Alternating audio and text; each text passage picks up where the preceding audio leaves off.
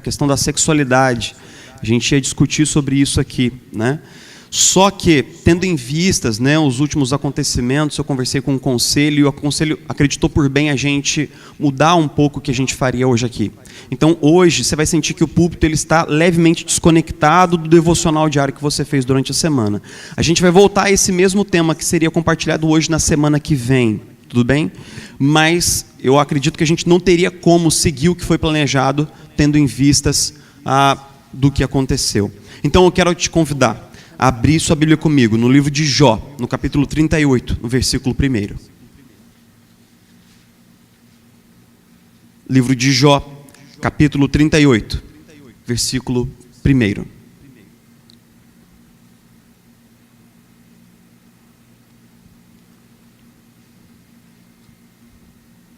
O livro de Jó está aí um pouquinho antes do livro do Salmo. Se você abrir a sua Bíblia bem no meio, vai estar um pouquinho para trás da metade da sua Bíblia, provavelmente. Hoje eu não estou usando uma Bíblia elétrica.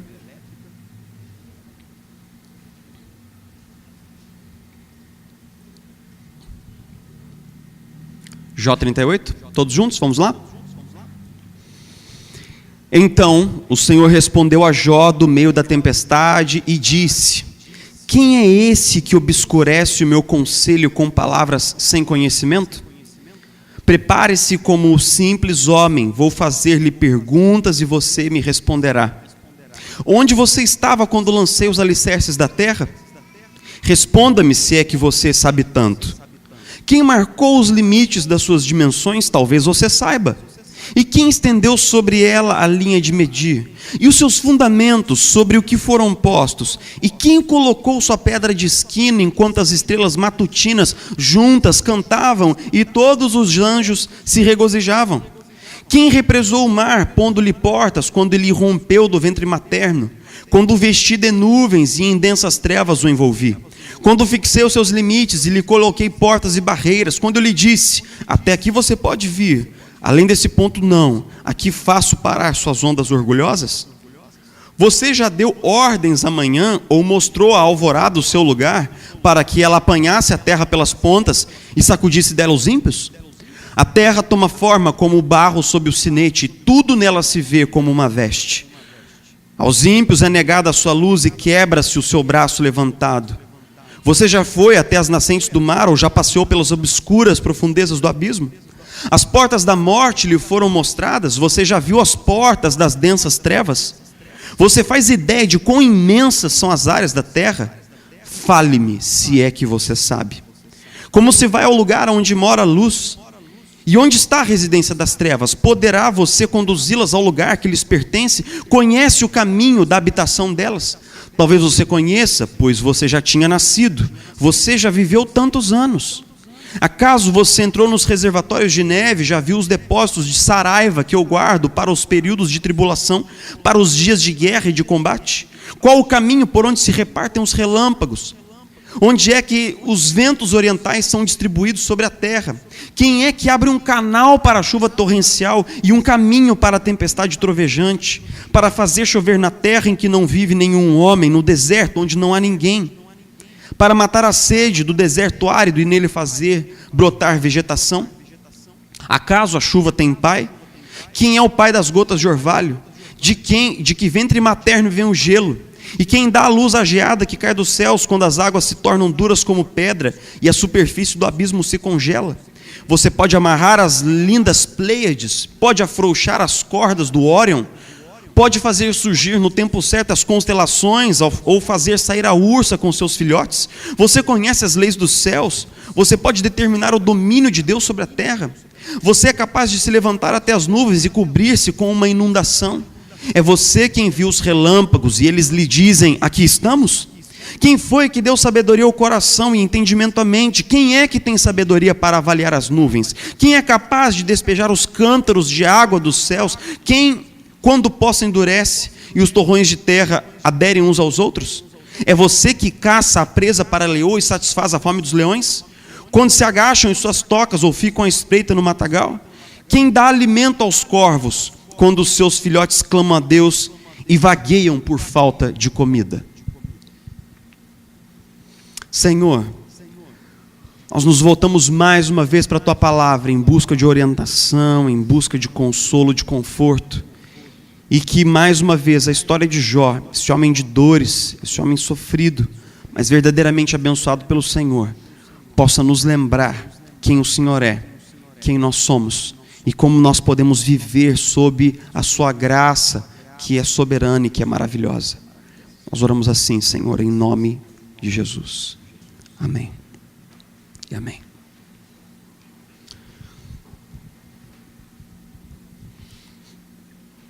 O filósofo alemão Schopenhauer, quando escreve sobre o sofrimento em um dos seus livros, ele diz que não há nada tão pesado para o intelecto como o sofrimento humano. Ele escreve assim: de todas as cruzes que nós carregamos na vida, o sofrimento humano é a mais pesada delas, para o intelecto e para a alma. De fato, se a gente for dar uma olhada na literatura filosófica sobre a questão do sofrimento, a gente vai ver que a questão do sofrimento está presente na imaginação do homem, no discurso do homem, desde 700 anos de Cristo, quando os primeiros filósofos, os pré-socráticos, escreveram muito abundantemente sobre como lidar com o sofrimento. Os estoicos, por exemplo, né? Eles falavam assim: não, a vida é cheia de sofrimento, e a gente tem que aceitar o sofrimento como ele vem, a gente não tem que questionar, é a vontade do universo, a gente simplesmente aceita o sofrimento. Quando a gente diz que uma pessoa aceita o sofrimento de uma maneira muito, né, muito assim, é isso que tem para hoje, como alguns dizem, né, uma frase assim de efeito, a gente diz que essa pessoa tem uma atitude estoica diante da vida. Mas o fato é que, se a gente for sincero consigo mesmo, estoico a gente não consegue ser.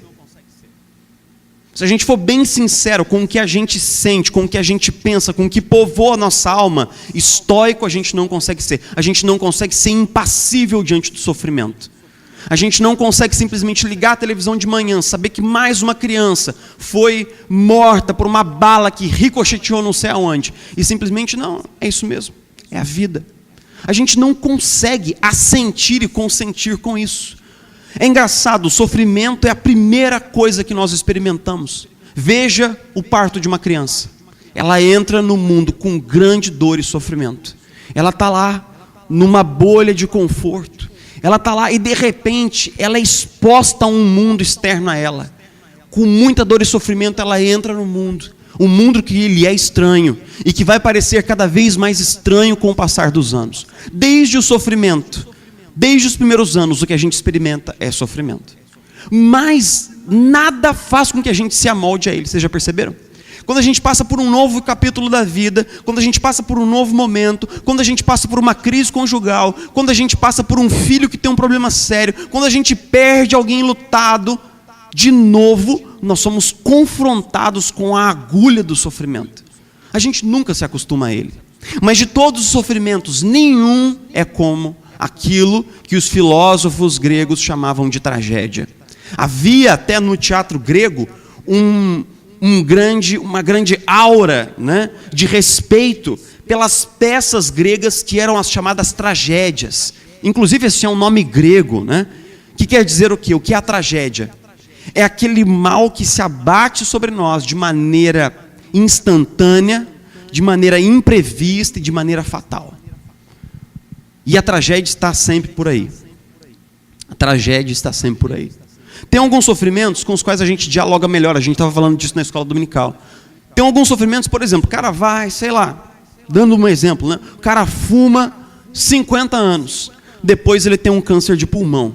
Aquilo é um sofrimento muito grande, mas ele faz assim, bom, mas beleza, né? Eu fumei durante 50 anos, então dentro de uma relação de causa e efeito está tudo certo. Eu não poderia também esperar ter uma saúde intacta aos 80 anos de idade. Mas a gente, né, esses dias eu ouvi uma história engraçadíssima assim, com muitas aspas, né? Uma história bizarra, esse é um adjetivo melhor, de uma pessoa que lutou contra um câncer durante 5 anos. Na semana em que ela teve a alta do tratamento do câncer, ela foi atropelada de maneira brutal numa avenida e morreu. Quando ela pensou assim, agora eu vou realmente curtir minha família e tal, os médicos disseram que eu estou curada, ela foi atropelada. E a família ficou completamente sem ter o que fazer diante desse quadro. Jó é um livro que fala sobre tragédia. Jó que provavelmente foi o primeiro livro da Bíblia a ser escrito. Muitos eruditos acreditam assim, até mesmo antes de Gênesis, a história de Jó já existia, e já existia um protótipo de um livro de Jó. Jó inicia assim: os anjos chegaram na presença de Deus. Deus estava no seu trono, os anjos chegaram na presença de Deus. E entre eles chegou o inimigo. O diabo estava ali, diante da presença de Deus. E aí Deus diz para o diabo: viste meu servo Jó, servo bom e fiel, em quem tenho alegria? Ele é um homem que não há igual sobre toda a terra. Deus puxa esse assunto. Aí o diabo vira e fala assim: mas também, né? Sabe como é que é? O diabo é sempre o diabo, né? Gosta sempre de fazer uma bagunça. O diabo é sempre o diabo. Ele vira e fala assim: mas também, né? Você abençoa ele, você protege ele, você mima Jó.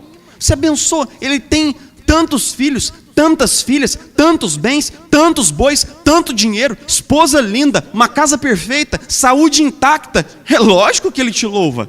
É lógico que ele é fiel a ti, porque você o mima, porque você traz ele aqui debaixo dos seus ternos cuidados. Aí Deus falou: então tá beleza, então vai lá, toca tudo que Jó tem, tira tudo dele, mas não lhe toque a vida. E o texto diz que o diabo foi, e num só dia Jó perdeu todos os seus rebanhos, e todos os seus filhos e filhas morreram. Tudo o que ele tinha simplesmente desabou de uma hora para outra. Aquilo que a gente costuma dizer, né, às vezes, popularmente, é: fulano de tal tem uma paciência de Jó. Quem diz isso nunca leu o livro de Jó do princípio ao fim.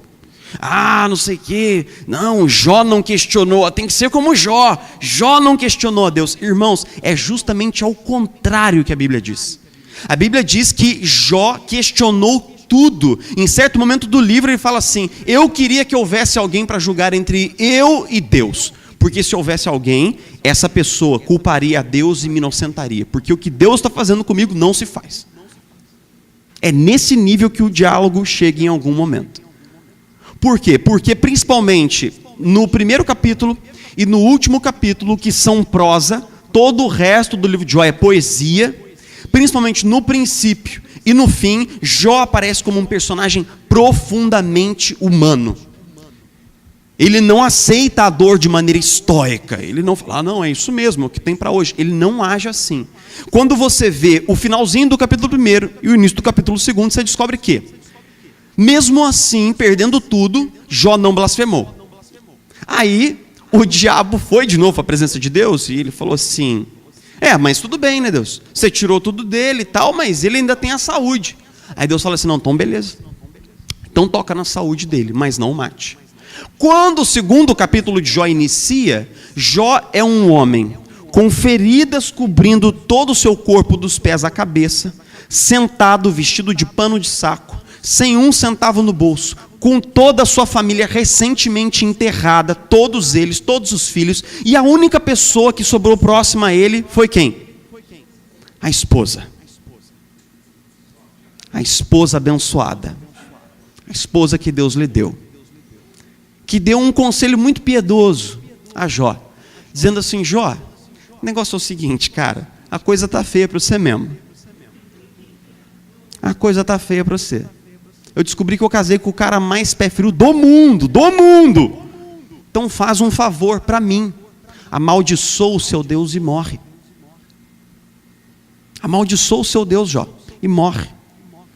Talvez porque ela pensasse que ele morrendo ela seria liberada dos seus votos conjugais. E ela poderia talvez encontrar um marido menos pé frio. Eu não sei o que se passou na cabeça daquela mulher bendita. Não sei se foi a dor dos filhos, mas eu sei que naquela hora ela se tornou também mais um problema para Jó. E ele teve que lembrar a sua esposa de que nu ele veio do ventre da mãe e nu ele voltaria para o ventre da terra. E quando essa prosa acaba, começa a poesia de Jó. E nada é tão agressivo, lancinante e bizarro quanto a poesia do livro de Jó. Por quê?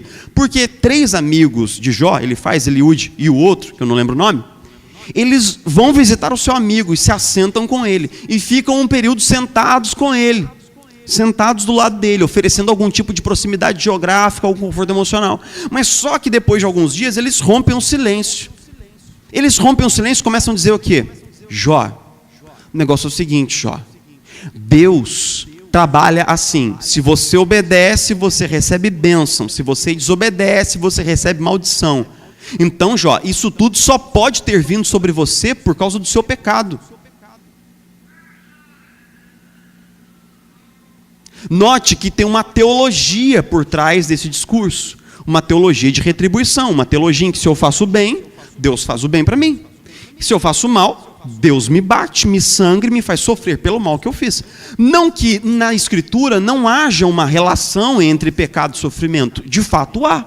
Se a gente lê Deuteronômio, a gente vai descobrir assim: se você obedecer às palavras dessa aliança, você será abençoado em casa, na fazenda, na escola, não sei aonde. Mas se você desobedecer às palavras da aliança, você será amaldiçoado, lá, lá, lá, lá, lá, lá. Então tem uma relação. Mas o que o livro de Jó contesta é se há uma relação direta. Ou seja, se todo sofrimento é fruto do pecado. E a resposta no entremeios do livro de Jó é que não é bem assim. Não é tão simples assim. Não é tão simples assim. É mais complexo um pouco do que isso. E é justamente no diálogo com os seus amigos, quando eles começam a pressioná-lo para que ele confesse algum tipo de pecado encoberto, que Jó vai ficando mais irritado ainda. Em um momento ele fala assim: acaso eu não cuidei da viúva? Acaso os meus olhos flertaram com a virgem? Acaso eu quebrei os meus votos? Acaso eu não fui temente ao Senhor?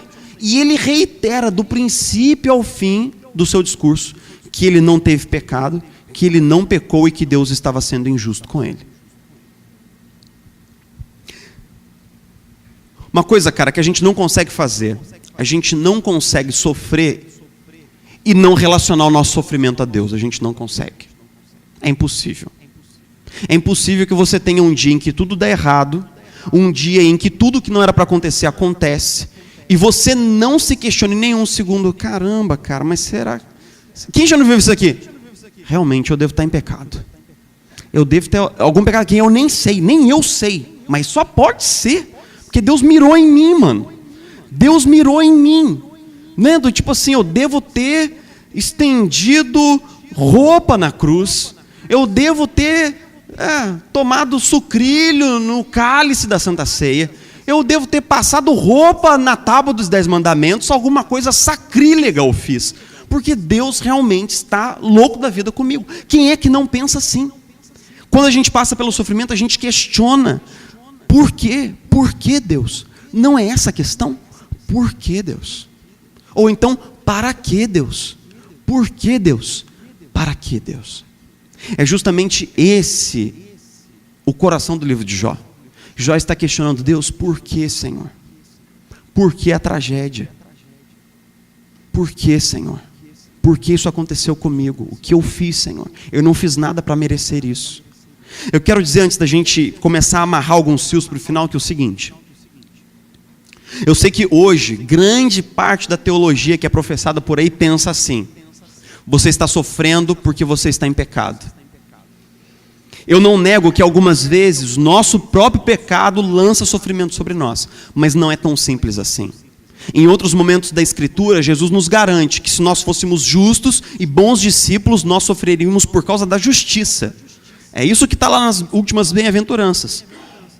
Eu digo: bem-aventurados são vocês que forem perseguidos de sinagoga em sinagoga por causa do meu nome. Bem-aventurados são vocês que sofrem por causa do Evangelho, porque assim também perseguiram os profetas antes de vocês. Então é muito mais complexo do que isso. Às vezes nós sofremos porque nós estamos sendo justos, porque nós estamos dizendo a verdade, porque nós não estamos entrando na mutreta lá na empresa, porque a gente está questionando as más práticas lá no trabalho, porque nós estamos sendo justos, nós estamos sob sofrimento. Isso é um fato. Agora, o que eu quero colocar mais sob a lente é o seguinte: nós não conseguimos não fazer perguntas quando nós passamos pelo sofrimento. Nós não conseguimos. Como Jó, nós vamos muitas vezes bradar aos céus: Deus, aonde você está? E por que nós estamos vivendo isso daqui que nós estamos vivendo? Especialmente quando o sofrimento é uma tragédia, uma coisa imprevisível, uma coisa que simplesmente se abate sobre nós.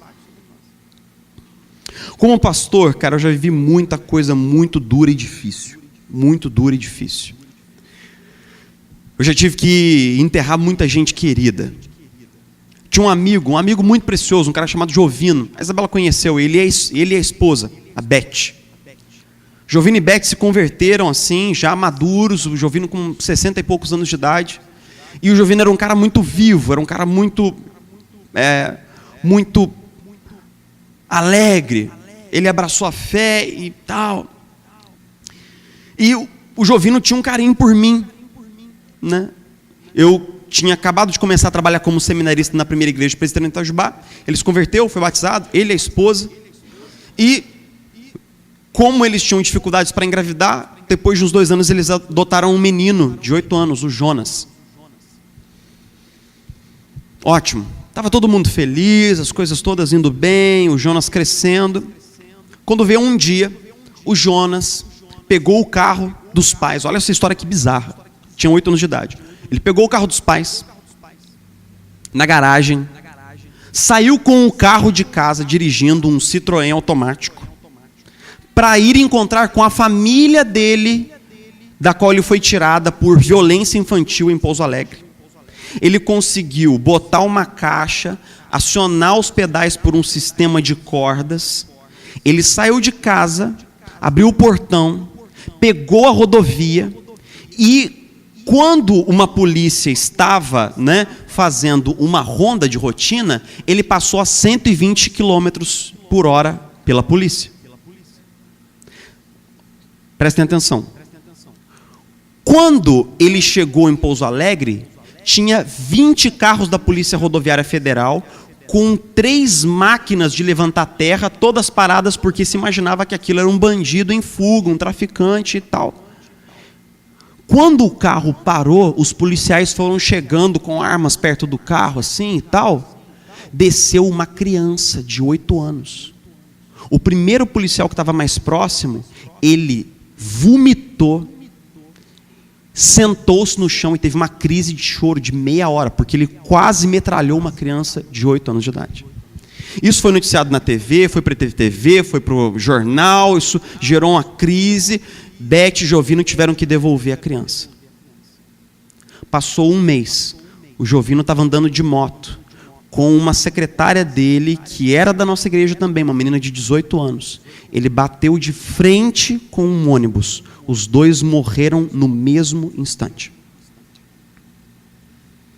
Era uma tarde de sexta-feira, eu estava vindo de Campinas, de carona com um amigo. E aí, a gente parou numa subidinha assim. Inclusive, quando eu fui pregar no casamento agora sábado, eu passei por esse mesmo local. E havia um congestionamento. Eu parei, falei, caramba, o que houve e tal? Andei no asfalto, vi um ônibus, vi uma moto preta jogada a colar, um corpo no asfalto, todo ensanguentado, coberto com um pedaço de plástico. E alguém me disse assim, cara, foi uma tragédia que aconteceu aqui hoje. 2 pessoas morreram, um acidente de moto terrível. Eu lembrei na hora, falei, caramba, cara, o Jovino tem corrido muito de moto. Quando eu chegar em casa, eu vou ligar para ele.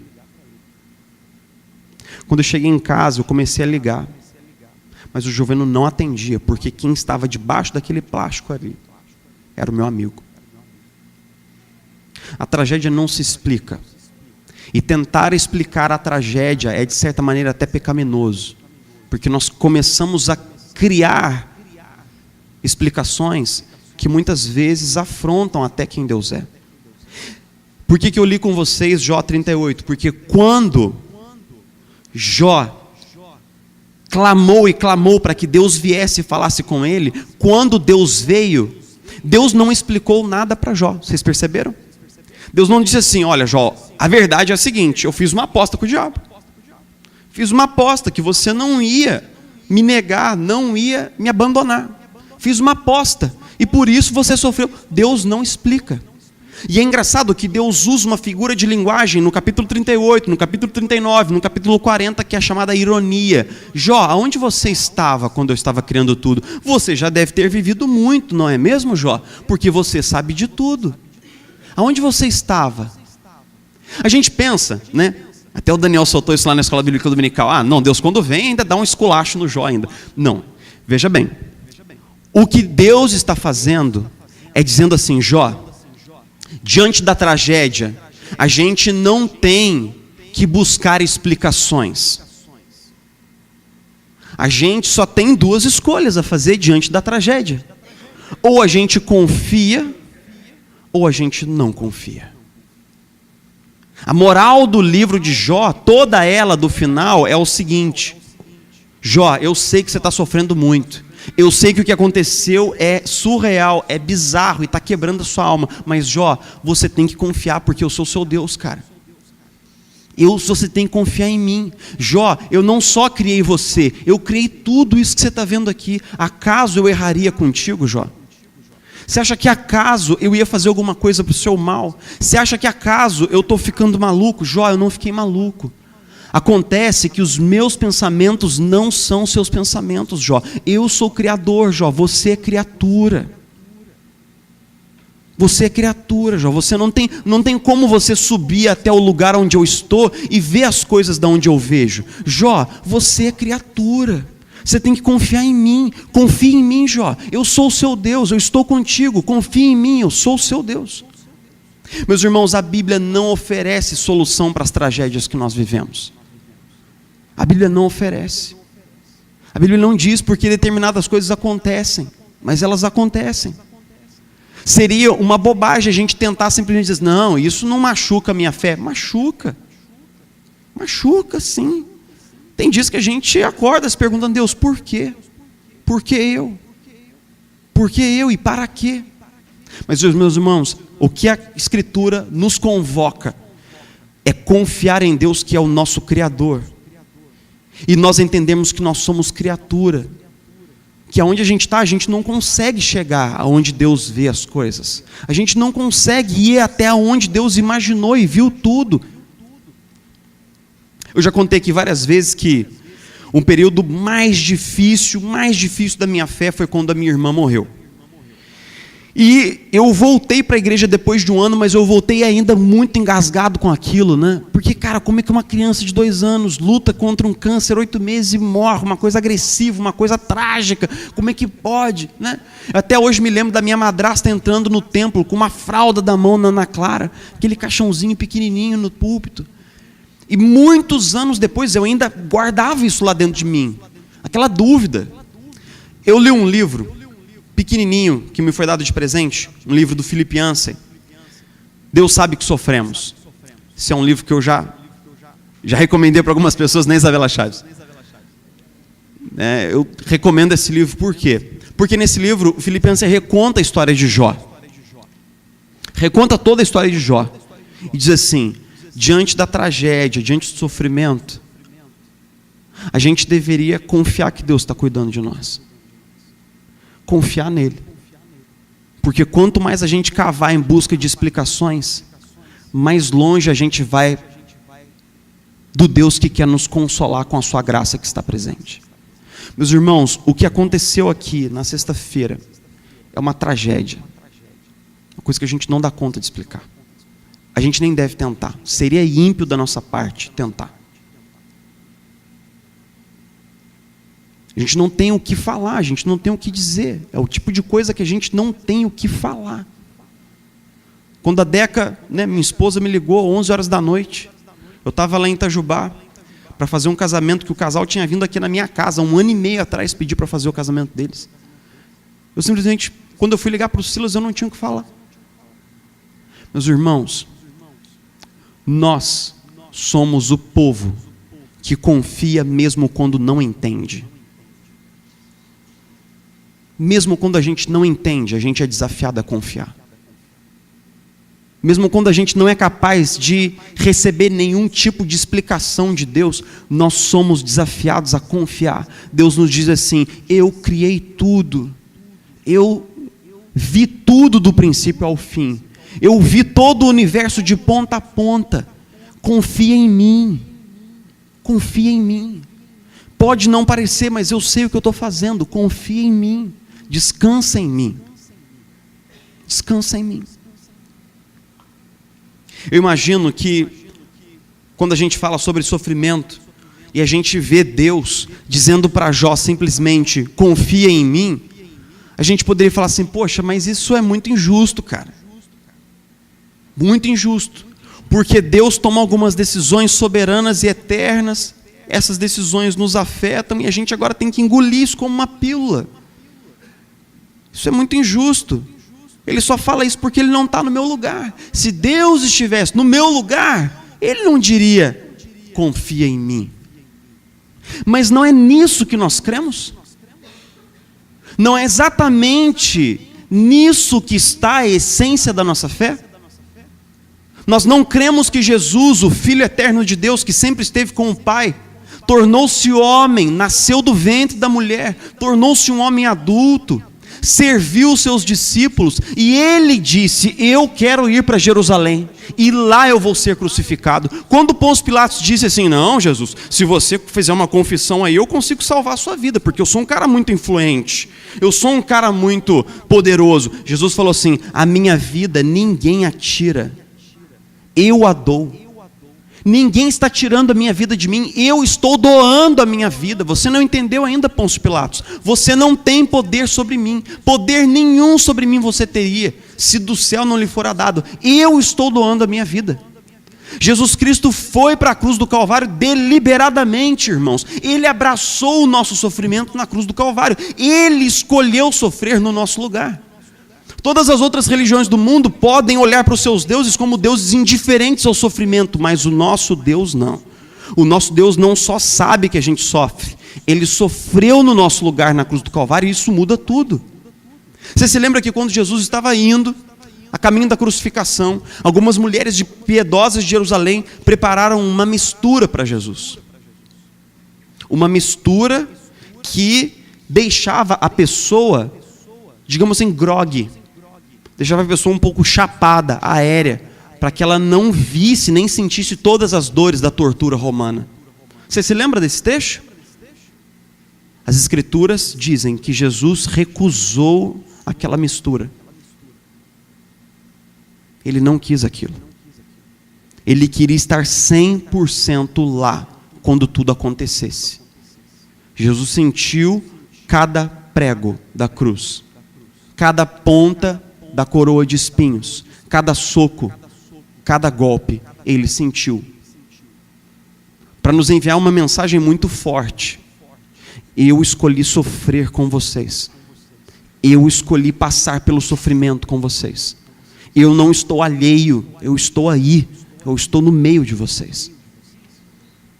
Meus queridos, a gente tem uma missão bastante dura nos próximos dias. E difícil. Que é oferecer a essa família enlutada nosso consolo, nosso carinho, uma palavra de ânimo.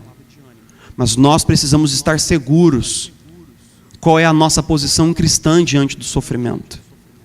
Sobretudo, eu quero pedir uma coisa mesmo, como amigo de vocês e como pastor de vocês. O que aconteceu, aconteceu, e ponto final. Eu não quero ouvir ninguém falando nada sobre isso. Eu não quero ouvir nenhum tipo de comentário. Todos na mesma página? Todos entenderam? Eu não quero ouvir nenhum tipo de comentário. A gente vai ter que guardar os nossos lábios, porque é óbvio que o que aconteceu, as pessoas perguntam, o que aconteceu, como foi, ninguém sabe de nada. Eu não sei de nada, ninguém sabe de nada. Nós estamos ali para levar uma palavra de consolo e de apoio. E ponto final, nada mais. Nada mais. Isso é um pedido que eu estou fazendo como pastor de toda a comunidade. E eu peço que todo mundo ouça e se submeta. Mesmo. Todo mundo entendeu? Todos na mesma página? Meus irmãos, nós não estamos aqui para dar nenhum tipo de relato. O que aconteceu é uma tragédia. Ponto. Nós temos que cuidar da família. Essa é a agenda do dia. Vamos orar juntos?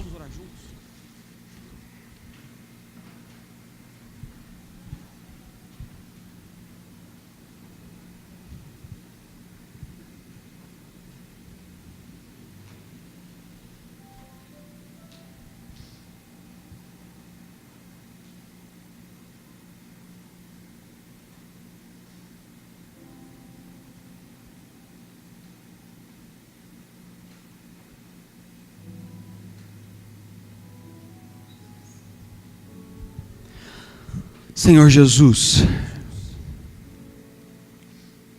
olhar para você na cruz, para os seus ferimentos, para o seu abandono, para a sua dor, isso muda tudo. Muda a relação que nós temos com o sofrimento. Muda a relação que nós temos com a tragédia. Muda a relação que nós temos com a dor. A dor do mundo, Senhor Jesus.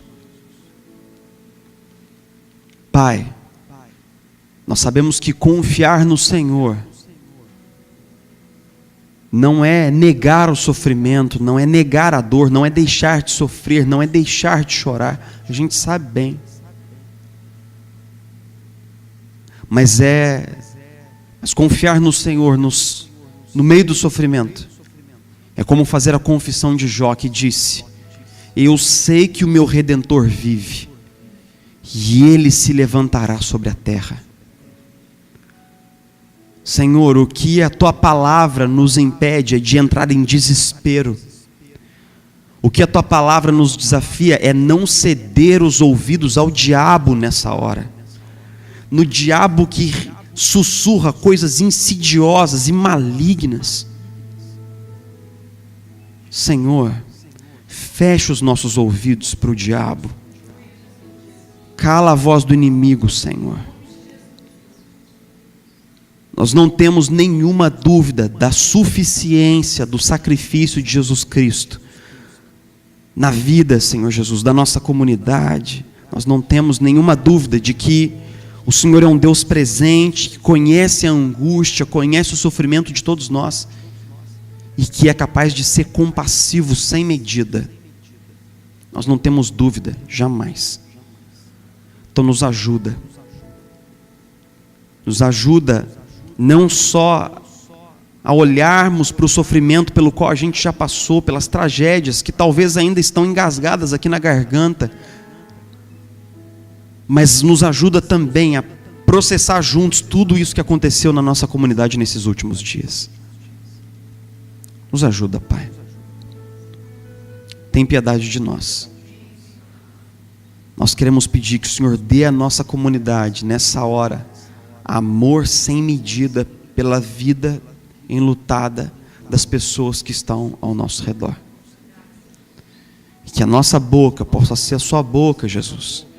Que os nossos braços possam ser os seus braços. Que o nosso coração possa ser profundo na compaixão sua. Visita a vida da Dona Inês com o Senhor Carlos, Pai. A gente não tem o que dizer, a não ser pedir misericórdia, Senhor. Piedade, Pai, tem piedade. Visita a vida do Leonardo, Pai. Tem piedade, Pai. Tem misericórdia. Tem compaixão de nós. Senhor, visita a vida da Rosângela, dos seus familiares, do Marcos, Senhor Jesus. Tem piedade dessa família enlutada também, Senhor. E faz com que a gente possa caminhar firmemente na Tua presença. Mesmo sem entender, Senhor, mas com uma confiança inabalável, inabalável. Porque Jesus foi nos dado, e sobre isso não há dúvida nem questão. Jesus morreu no nosso lugar, e essa é uma declaração de amor que nos faz descansar, nos faz repousar. É isso que nós te pedimos nessa hora, em nome de Jesus. Amém. Amém.